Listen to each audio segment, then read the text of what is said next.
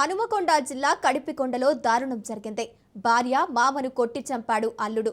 రాత్రి పడుకున్న సమయంలో సుత్తితో తల పగులగొట్టి పెట్రోల్ పోసి సజీవ దహనం చేశాడు. భార్య మామను చంపినట్లు ప్రవీణ్ ఒప్పుకున్నాడు.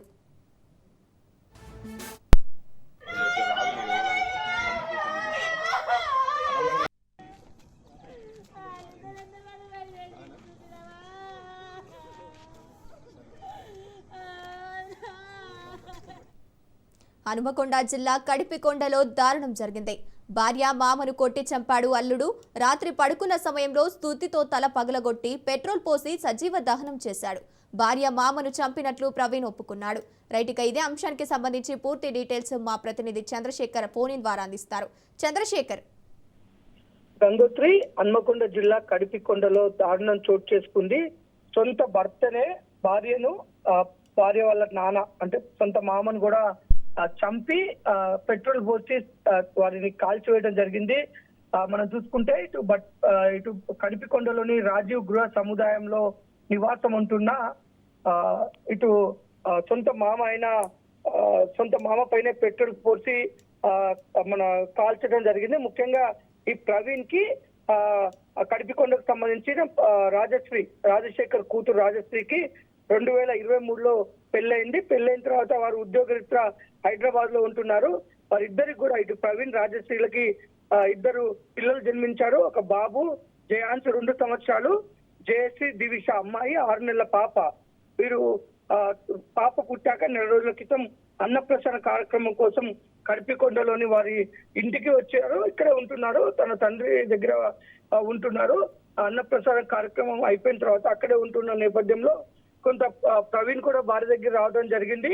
ఈ నేపథ్యంలో మరి వారికి ఎలాంటి ఘర్షణ చోటు చేసుకుంది, ఎలాంటి విభేదాలు ఉన్నాయో మనకు తెలియరావటం లేదు. కానీ నిన్న రాత్రి వారు పడుకున్న తర్వాత ఈ రోజు తెల్లవారుజామున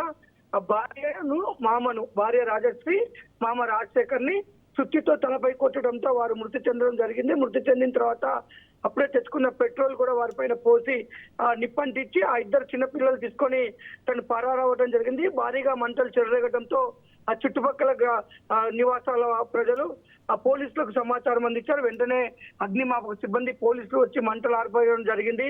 ఆ చనిపోయిన వారిద్దరి మృతదేహాలను అయితే ప్రస్తుతం పోస్ట్ మార్టం నిమిత్తం ఎంజం తరలించారు. ఎంజంలో పోస్ట్ మార్టం జరుగుతుంది.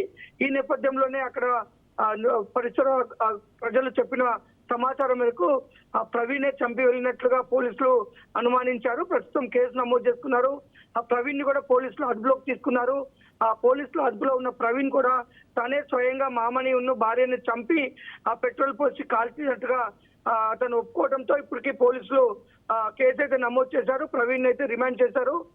వారి మధ్య ఉన్న ఎలాంటి గొడవలు ఉన్నాయి, ఆ గొడవల నేపథ్యంలోనే ఈ యొక్క దారుణానికి ఒడిగట్టినట్లుగా అయితే అటు చుట్టుపక్కల ప్రజలైతే చెప్తున్న పరిస్థితి. ముఖ్యంగా చిన్న పిల్లలు ఇద్దరిని తీసుకొని సొంత మామని ఇట్లా అమానుషంగా చంపడం అయితే కొంత తీవ్రంగా అయితే దిగ్భ్రాంతికి గురి చేసింది. మొత్తం మృతులకు చెందిన బంధువులు అయితే శోక సముద్రంలో ఉన్నారు.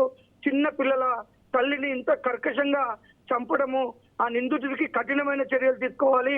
ఆ పోలీసులు వారిపైన చట్ట ప్రకారం కేసులు నమోదు చేసి తనకు శిక్ష పడే విధంగా పోలీసులు చర్యలు తీసుకోవాలనేది బాధిత కుటుంబాలకు సంబంధించిన బంధువులు కోరుకుంటున్న పరిస్థితి ఉంది. Right, thank you Chandrasekhar.